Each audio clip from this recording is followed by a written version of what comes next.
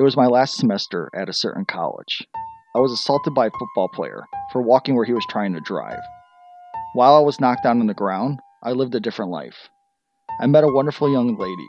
She made my heart skip and my face red. I pursued her for months and dispatched a few jerk boyfriends before I finally won her over. After 2 years, we got married, and almost immediately we had a daughter. I had a great job and my wife didn't have to work outside the house. When my daughter was 2, we had a son. He was the joy of my life. I would walk into their rooms every night and say goodbye before leaving for work. One day while sitting on the couch, I noticed that the perspective of the lamp was just odd, like inverted.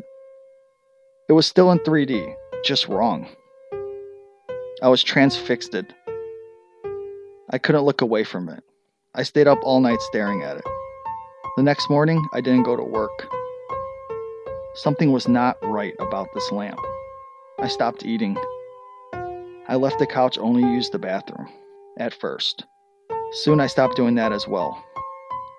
I wasn't eating or drinking. I stared at this fucking lamp for 3 days before my wife finally got worried and had someone come and try to talk to me. She took the kids to her mother's house. The lamp is not real. The house is not real. My wife and kids are not real. None of it's real.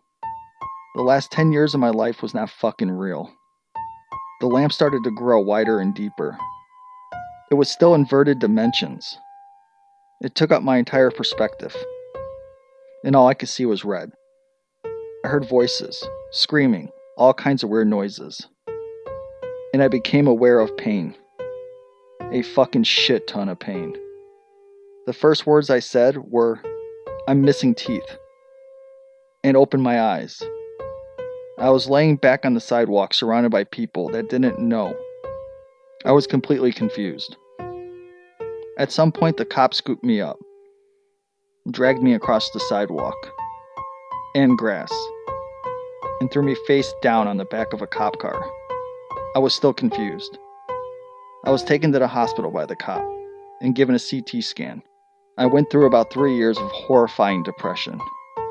I was grieving the loss of my wife and my children, and dealing with the knowledge that they never existed.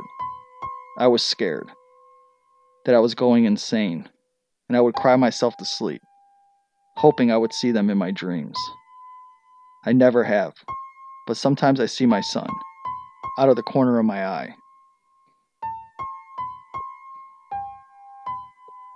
Thanks for listening.